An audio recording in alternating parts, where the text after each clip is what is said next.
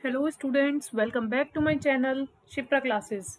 बच्चों, आज हम करने वाले हैं यूपी टेट की तैयारी स्टार्ट। ठीक है, आपको स्क्रीन पे जैसे कि विजिबल है कि हम यूपी टेट 2026 के मैथ्स के क्वेश्चंस को कवर करेंगे।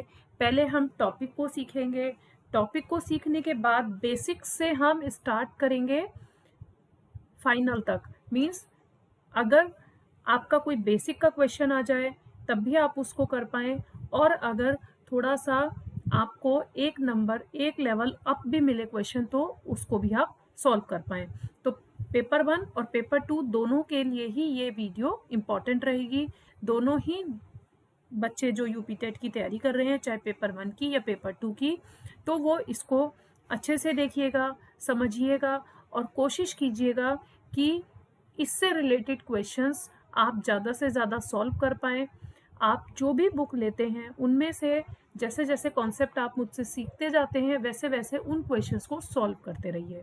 अगर किसी क्वेश्चन में आपको प्रॉब्लम आती है तो हम डिस्कस करेंगे, वो भी अपनी वीडियोस में। तो स्टार्ट करते हैं हम अपनी आज की वीडियो फॉर यूपी टेट 2026 में जो भी स्टूडेंट्स अपीयर होने वाले हैं। 27 मार्च से आई थिंक आपके फॉर्म फिलअप होने वाले हैं। तो आप पहले फॉर्म फिल कीजिए, और फॉर्म फिल करने के चक्कर में ऐसा ना हो कि पहले फॉर्म फिल करेंगे फिर आराम से तैयारी स्टार्ट करेंगे। नो, नेवर, ऐसा कभी नहीं करना है। आपको पैरेलल तैयारी भी करनी है और फॉर्म भी फिल करना है। ठीक है, तो स्टार्ट करते हैं हम अपनी आज की वीडियो। देखते हैं आपको कितना मैं हेल्प कर पाती हूँ, कितना मैं आपको समझा पाती हूँ। प्लीज़ आपको वीडियोस पसंद आए तो मैसेज ज़रूर ड्रॉप कीजिएगा कमेंट सेक्शन में। और अगर आपको लगता है कि आपके लिए ये बेनिफिशियल रही हैं वीडियोस जो मैं आपको प्रोवाइड करूँगी, तो प्लीज़ चैनल को सब्सक्राइब करके रखिएगा, क्योंकि जो भी बच्चे यूपी टेट का एग्ज़ाम देने वाले हैं उनके लिए मैं मेन मैथ्स की वीडियोस अभी लेकर आई हूँ। अगर बच्चों की डिमांड होगी तो हम साइकोलॉजी पे या अदर सब्जेक्ट्स पे भी मूव ऑन कर सकते हैं। ठीक है, तो चलिए स्टार्ट करते हैं हम अपनी आज की first video for UP TET 2026। तो आज का हमारा टॉपिक है टाइम एंड वर्क। हमारा आज का टॉपिक है टाइम एंड वर्क। ठीक है, आपने सिलेबस देख ही लिया होगा, नहीं तो हम एक काम करेंगे, कल जब मैं आपको टाइम एंड वर्क का नेक्स्ट पोर्शन करवाऊंगी, ठीक है, तब हम पहले एक बार सिलेबस डिस्कस कर लेंगे और उसके बाद में हम आगे अपनी वीडियोस को कंटिन्यू करेंगे। ओके, चलिए तो स्टार्ट करते हैं टाइम एंड वर्क। देखिए, फर्स्ट आप स्लाइड देखिए। ये इस स्लाइड में आपको क्या समझ आ रहा है? देखिए, fundamental concept time and work. पहले हम टाइम एंड वर्क का फंडामेंटल कॉन्सेप्ट सीखेंगे कि टाइम एंड वर्क के क्वेश्चंस को कैसे किया जाता है और उनका फंडामेंटल कॉन्सेप्ट क्या होता है। Time and work refers to the mathematical relationship between the time taken to complete a specific work and the rate of that work or efficiency of the person or entity performing it। ठीक है, बहुत धीरे धीरे हम चलेंगे आगे, कोई जल्दी नहीं है। तैयारी हमने टाइमली स्टार्ट कर दी है। अगर आप इसी तरह रोज मेरे साथ बने रहेंगे तो आपकी तैयारी एग्जाम तक काफ़ी अच्छी हो जाएगी। ठीक है, पहले हम कॉन्सेप्ट्स क्लियर करेंगे, फिर उसी से रिलेटेड क्वेश्चंस करेंगे, और जब हमारा सिलेबस पूरा हो जाएगा मैथ्स का तो हम प्रैक्टिस प्रैक्टिस एंड प्रैक्टिस करेंगे। उसमें हम एमसीक्यूज लगाएंगे, प्रीवियस ईयर क्वेश्चंस को सॉल्व करेंगे। तो आपकी मैथ्स की तैयारी मुझे लगता है बहुत अच्छे से होने वाली है। ठीक है, तो चैनल को सब्सक्राइब कर लीजिएगा, वीडियोस को लाइक कीजिए, शेयर कीजिए। जो भी स्टूडेंट मैथ्स पढ़ना चाहते हैं उन तक ये वीडियो पहुंचनी चाहिए। देखिए, टाइम एंड वर्क, अगर सिंपल वर्ड्स में मैं आपको कहूँ कि दो बच्चे हैं, ठीक है, सेम होमवर्क दो बच्चों को प्रोवाइड किया गया। एक बच्चे ने उसी सेम होमवर्क को 2 घंटे में कंप्लीट करा और सेकंड जो बच्चा था उसने उसी होमवर्क को आधे घंटे में कंप्लीट कर लिया। तो दोनों की एफिशिएंसी क्या थी? अलग थी। ठीक है, रेट ऑफ वर्क, हो सकता है उसकी जो राइटिंग स्पीड है वो स्लो हो, इसलिए फर्स्ट वाले स्टूडेंट को टाइम ज़्यादा लग गया अपना वर्क पूरा करने में। तो हम वर्क कैसे निकालते हैं? वर्क जो होता है, फंडामेंटल फॉर्मूला अगर हम देखें, यहाँ पर आपको दिख रहा है फंडामेंटल फॉर्मूला क्या है? Work equal time into efficiency. कि आपने किसी भी काम को पूरा करने के लिए हम कैसे उस काम को फाइनलाइज कर सकते हैं, मींस एनालाइज कर सकते हैं कि कितना टाइम लगा और हमने उसको कितनी एफिशिएंसी के साथ काम किया, जिसको हम बोलते हैं रेट ऑफ वर्क। ठीक है, तो मैंने आपको एक एग्जाम्पल के थ्रू समझाया कि 2 बच्चे हैं, दोनों बच्चों को ही मैंने क्या कहा कि बच्चों आप 2 पेज का होमवर्क करके लाएंगे या 2 पेज की हिंदी की या इंग्लिश की हैंडराइटिंग करके लाएंगे। तो एक स्टूडेंट को वो 2 पेज करने में आधा घंटा लगा और वही दूसरे स्टूडेंट को 5 मिनट लगे। क्यों? क्योंकि उसकी राइटिंग स्पीड ज़्यादा थी, उसका काम करने की जो एफिशिएंसी थी वो ज़्यादा थी, और उसको इसलिए जब उसके साथ टाइम इंक्लूड हुआ तो हमें पता चला उसका वर्क कितने समय में पूरा हुआ। ठीक है, तो टाइम एंड वर्क, इस तरीके से हमें इन क्वेश्चंस को सॉल्व करना है। Assuming a constant workload, work equals to 1 unit. ठीक है, हमने एज्यूम कर लिया कि कोई वर्क है वो 1 यूनिट के इक्वल है।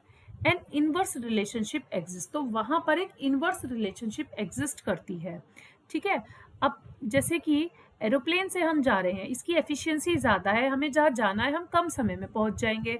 वहीं हम दूसरे किसी चीज़ से जाते हैं, ठीक है, तो वहाँ पर हमारी एफिशिएंसी कम है, इसलिए हमें वहाँ पर टाइम ज़्यादा लगेगा।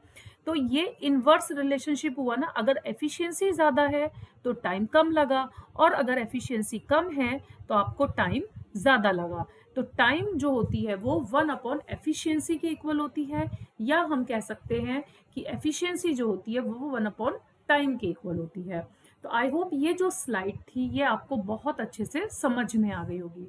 तो बच्चों हमें क्या करना है, हमें धीरे धीरे आगे बढ़ना है, क्योंकि हमेशा जब भी आप स्टडी करें तो आप क्वांटिटी पे फोकस ना करके क्वालिटी पे फोकस कीजिए कि आपने कितना अच्छे से उस टॉपिक को कवर किया है।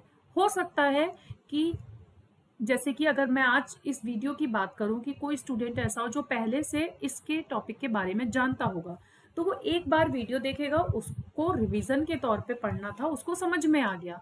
बट अगर कहीं ऐसे स्टूडेंट ने कभी ये टॉपिक नहीं पढ़ा था, या पढ़ा था तो ठीक है ओवरव्यू के लिए पढ़ा था, तो उसको ये वीडियो शायद 2 बार या 3 बार भी देखनी पड़ सकती है। तो हमने क्या करा, आप ही का एक रियल एग्जाम्पल लेके वर्क और टाइम को हमने यहाँ पर कनेक्ट कर दिया। तो इस वजह से डिपेंड करता है कि आपकी पर्टिकुलर किसी भी काम को करने की एफिशिएंसी कितनी है। अगर हाई एफिशिएंसी है तो टाइम कम लगेगा, और अगर लो एफिशिएंसी है तो टाइम ज़्यादा लगेगा।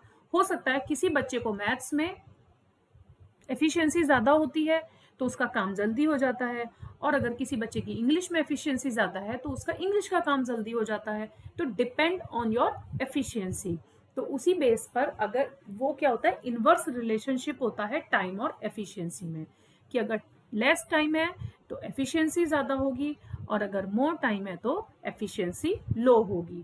तो इस तरीके से आपने एक स्लाइड के थ्रू काफ़ी कुछ यहाँ पर समझ लिया। ठीक है, अब देखिए, अब इनके क्वेश्चंस को सॉल्व कैसे किया जाता है अब हम वो सीखेंगे।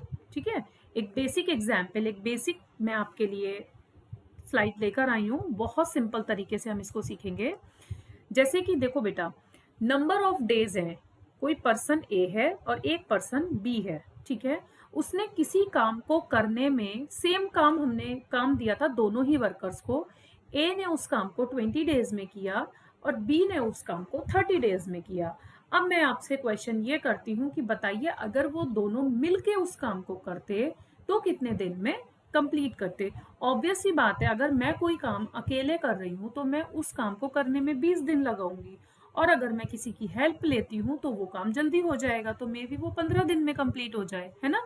तो डिपेंड ऑन योर एफिशिएंसी। अभी क्या हुआ, यहाँ पर 2 लोगों की एफिशिएंसी मिल गई, तो वो ही काम जो 20 दिन और 30 दिन में अकेले ए और बी कर रहे थे, अब आपका वो काम जल्दी हो जाएगा क्योंकि दोनों की एफिशिएंसी उसमें जुड़ गई है। तो देखिए यहाँ पर इसकी एफिशिएंसी तो थी 3, ठीक है, मतलब 3 गुने की स्पीड से वो काम कर रहा था, और ये 2 गुने की स्पीड से काम कर रहा था जो पर्सन बी था। अब क्वेश्चन ये है कि बताओ कि जो work done by A and B, अगर यही काम दोनों मिलके करेंगे तो कितने दिन में कंप्लीट करेंगे। तो इस तरीके के क्वेश्चंस को हम कैसे सॉल्व करते हैं। सबसे पहले जो आपके पास नंबर ऑफ डेज है 20 एंड 30, हम इसका लेंगे एलसीएम। ठीक है, एलसीएम कैसे लेते हैं, देखिए बेटा 20 एंड 30, ठीक है, इसका मुझे क्या लेना है एलसीएम। तो प्राइम फैक्टराइजेशन के थ्रू पता है आपको, पहले हम लेंगे 2, 2 1 ज़ा 2 0, 2 1 ज़ा 2 15, ठीक है 15 आ गया, फिर 2 से डिवाइड कीजिए, 2 5 ज़ा 10 एंड 15 नहीं डिविजिबल है तो एज इट इज आ जाएगा। अब 3 इज नेक्स्ट प्राइम फैक्टराइजेशन, 3 की टेबल में 5 नहीं आता तो ऐसे ही रहेगा, 5 3 ज़ा 15, फिर से 3 लीजिए, 5 एज इट इज रहेगा, 3 1 ज़ा 3, अब बस 5 बचा है तो अब हम इसे 5 से डिवाइड कर देंगे। तो 2 2 3 3 5 ये इसके फैक्टर्स आए, इन्हें मल्टीप्लाई कर लीजिए, 2 2 ज़ा 4, 4 3 ज़ा 12, ठीक है। आपको यहाँ पर जो एलसीएम लेना है ना 20 और 30 का, वो मिनिमम जो आएगा वो 60 आएगा, लोएस्ट कॉमन मल्टीपल, ठीक है। अब जैसे हमने यहाँ पर इसको सॉल्व करा,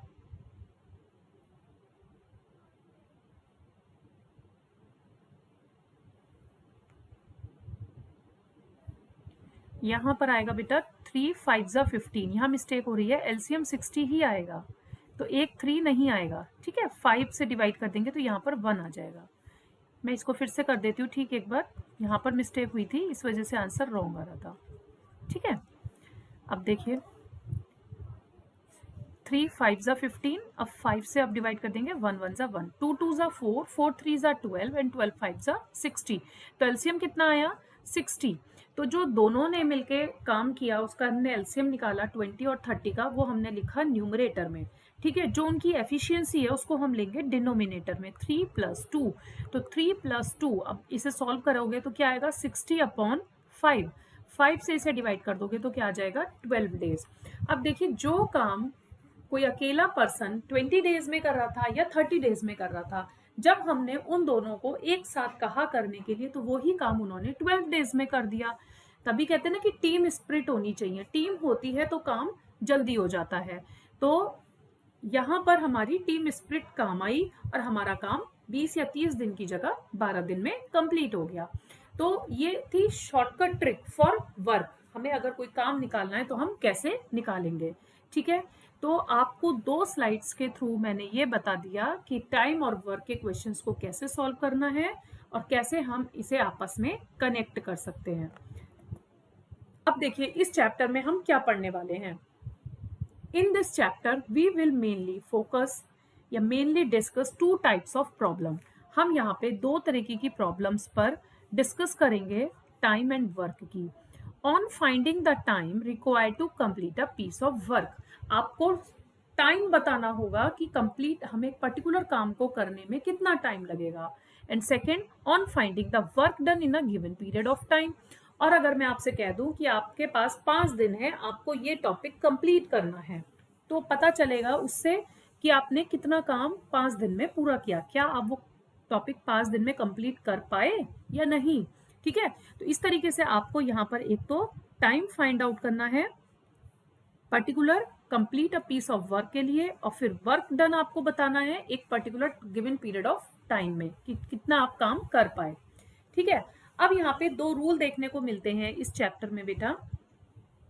rule 1, if a person x completes a piece of work in n days, then work done by person x in 1 day is 1/nth part of the work।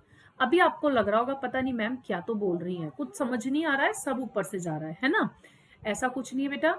अभी ये जो रूल 1 मैंने आपको पढ़ा, इसी पे बेस्ड मैं आपको जब क्वेश्चंस करवाऊंगी ना, तब आपको लगेगा इट्स वेरी सिंपल, मैम ये तो बिल्कुल सिंपल था, हम पता नहीं क्यों घबरा रहे थे टाइम और वर्क के क्वेश्चन से, ठीक है। तो आपको डरना नहीं है, घबराना नहीं है, आई एम विद यू। आपको जो कॉन्सेप्ट समझ नहीं आए आप एक बार कमेंट सेक्शन में कमेंट जरूर कीजिएगा, जिससे कि मैं आपकी हेल्प और ज़्यादा कर पाऊँ, क्योंकि जब आप कनेक्टेड रहेंगे मेरे साथ तभी मैं आपकी प्रॉब्लम्स को सॉल्व कर पाऊंगी, ओके।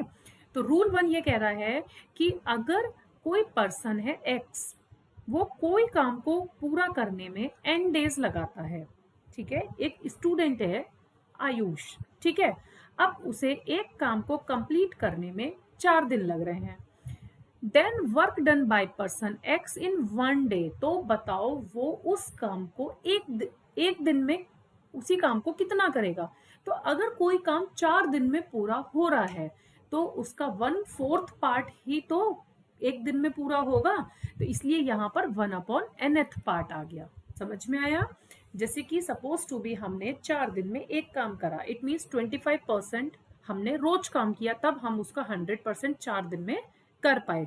तो 25% जो है वो 100% का क्या है, 1/nth पार्ट है, ठीक है ना, 4/100, इट मीन्स 1/25। तो इस तरीके से ये तो हुआ रूल 1। अब अगर आपके पास कुछ ऐसा है कि एक पर्सन एक्स कंप्लीट कर रहा है 1/nth part of the work in 1 day, 1/nth part अब आपको गिवन है, वहां पर आपको n डेज गिवन थे, तो यहाँ पर उसका जस्ट अपोजिट हो जाएगा, 1/nth का हो जाएगा nth n डेज। तो वो पर्सन जो है वो n डेज में उस काम को कंप्लीट कर देगा, मतलब जस्ट अपोजिट हो जाएगा। बेसिक से अगर मैं आपको फिर से समझाती हूँ, आपसे मैंने कहा कि बेटा आप 4 दिन में 40 क्वेश्चंस कंप्लीट कीजिए, ठीक है, इट मीन्स आपको 10 क्वेश्चंस डेली करने हैं। तो 40 का 44 डेज का काम है, 1 डे का काम कितना है, 4/40, ठीक है। यहाँ पर हम एक वर्क की बात करते हैं इसलिए हमने 1/nth लिया, वहां पर हम 4 डेज में 40 क्वेश्चंस करने हैं, तो 1 डे में कितने करेंगे, 4/40। ऐसे ही अगर रूल 2 की बात करें, हमने कहा कि हम एक दिन में 10 क्वेश्चंस कर रहे हैं, तो 4 दिन में कितने करेंगे, तो 10 × 4, तो क्या हो गया, 40 डेज, ठीक है। मैं बताती हूँ आपको कि अगर एक 1 डे में आप 10 क्वेश्चन सॉल्व कर रहे हैं मैथ्स के, मैंने आपसे कहा बताओ 4 डेज में आप कितने करोगे, तो इसका आंसर क्या हो जाएगा, 10 × 4, 10 × 4। यहाँ पर 1 था इसलिए यहाँ पर कुछ कैलकुलेशन आपको नहीं दिख रही है, बट यहाँ पर तो नंबर्स बढ़ गए ना, 1 के 4 हो गए, तो 10 डेज में आप कितने क्वेश्चन सॉल्व कर लोगे, 40 क्वेश्चंस, है ना। तो इस तरीके से हमें क्वेश्चंस को सॉल्व करना है। तो स्टार्ट करें हम अपने आज के क्वेश्चंस। थोड़े से क्वेश्चंस कराऊंगी, डरना नहीं है, घबराना नहीं है, बिल्कुल स्मूथ वे में हम इसको कंप्लीट कर रहे हैं। 2-3 पार्ट में जितना भी मुझे लगेगा मैं उतने पार्ट्स टाइम एंड वर्क के आपके लिए लेकर आऊंगी, ताकि आप बहुत अच्छे से इस चैप्टर से गो थ्रू हो जाए और अच्छे से आपको ये चैप्टर क्लियर हो जाए। अगर आप इंग्लिश में पढ़ना चाहते हैं तो, हिंदी में पढ़ना चाहते हैं तो, मैं दोनों ही लैंग्वेज का यूज करके आपको इजी वे में इस चैप्टर को समझाने की कोशिश करूंगी। अब देखिए आपके पास क्वेश्चन नंबर 1 है कि Rakesh can do a piece of work in 20 days, how much work done he do in 4 days, ठीक है। राकेश, सॉल्यूशन में हम लिखेंगे Rakesh can do a piece of work, एक काम को करने में कितने डेज लगा रहा है, 20 डेज, ठीक है बेटा। अब आपसे कह रहे हैं कि वो 4 डेज में कितना कंप्लीट कर लेगा, therefore work done in 4 days. तो मैंने आपको क्या बताया, 1/nth, ठीक है ना, तो 1/nth पार्ट होगा, तो 4 डेज यहाँ पे दे रखा है, तो 4/20, 4 1 ज़ा 4, 4 5 ज़ा 20, तो वो कितना काम कर लेगा, 1/5 पार्ट वो 4 डेज में कंप्लीट कर लेगा। कोई काम आप 20 डेज में कंप्लीट करते हो तो 4 डेज में उस काम का कितना पोर्शन कंप्लीट हुआ, तो 1/5 पोर्शन आपका 4 डेज में कंप्लीट हो गया। तो इस तरीके से आपको इन क्वेश्चंस को सॉल्व करना है। क्लियर, फिर से एक बार क्लियर कर लेते हैं कि Rakesh can do a piece of work in 20 days. अगर राकेश कोई भी काम पूरा करने में 20 दिन लगा रहा है, तो उसने 4 दिन में उसी काम को करने में कितना टाइम लगाया होगा। तो अभी मैंने आपको बताया पीछे कि हम रूल 1 लगाएंगे, 1/nth, ठीक है। तो 1/nth से क्या मतलब हुआ, 4/20, तो 1/5 is your correct answer. Next question, Rohan can paint 1/3 of a painting in 6 days. Rohan ने क्या करा, पेंटिंग करी है रोहन ने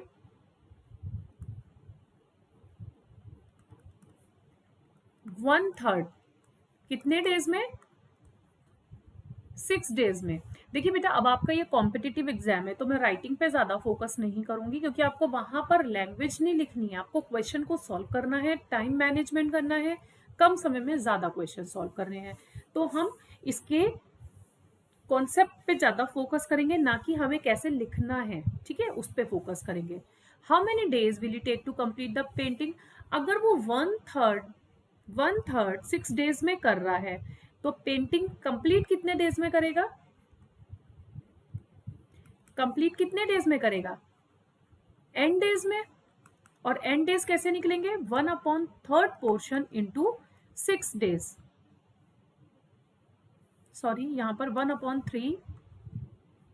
हमने पीछे क्या किया था, अभी यहाँ पे हमने क्या किया था, 4 डेज अपॉन टोटल, हमने जो टोटल उसका वर्क था उसको हमने डिनोमिनेटर में लिया था, ठीक है। ऐसे यहाँ पर 6 डेज जो है वो टोटल है तो उसको तो आप डिनोमिनेटर में लेंगे।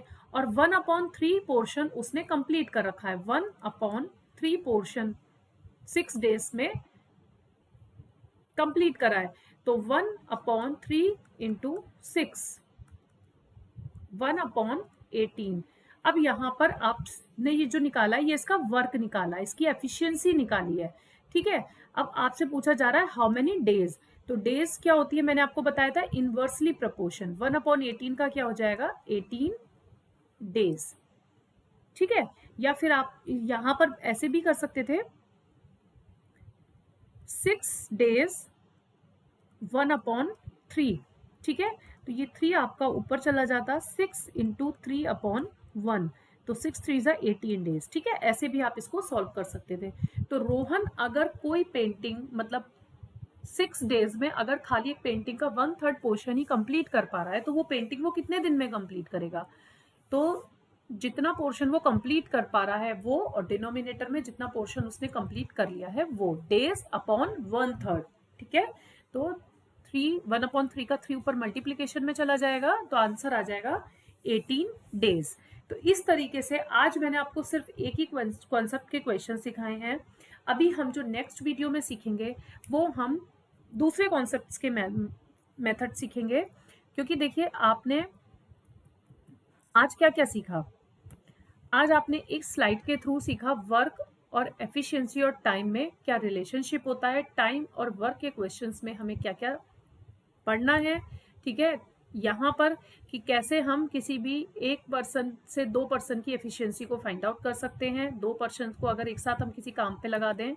फिर हमने 2 रूल्स सीखे और हमें इसमें मेनली किन प्रॉब्लम्स पे डिस्कस करना है वो सीखा, और 2 टाइप्स ऑफ क्वेश्चंस करे जो दोनों रूल्स पे डिपेंड थे, ठीक है। जो 2 रूल मैंने आपको बताया उन दोनों रूल पे ये क्वेश्चन डिपेंड थे, ठीक है। तो इस तरीके से हमने आज आपको टाइम एंड वर्क के काफ़ी सारे कॉन्सेप्ट सिखाने की कोशिश करी है। मेरा एम यही है कि जो भी बच्चे इन वीडियोस के थ्रू जुड़ें वो ज़्यादा से ज़्यादा अपना यूपी टेट का एग्ज़ाम क्लियर कर पाएँ। तो आपको ऑल द बेस्ट विशेज़ हैं मेरी आपके साथ। आप एग्ज़ाम क्रैक करें और अच्छे स्कोर्स के साथ एग्ज़ाम को क्वालिफाई करें, ठीक है। तो आज के लिए इतना ही रखेंगे बच्चों, मिलते हैं नेक्स्ट वीडियो में नेक्स्ट कॉन्सेप्ट्स के साथ, नेक्स्ट क्वेश्चंस के साथ। तब तक बने रहिए, चैनल को सब्सक्राइब कर लीजिए, वीडियो पसंद आई हो तो लाइक कीजिए और शेयर कीजिए। Thank you for watching, bye, take care.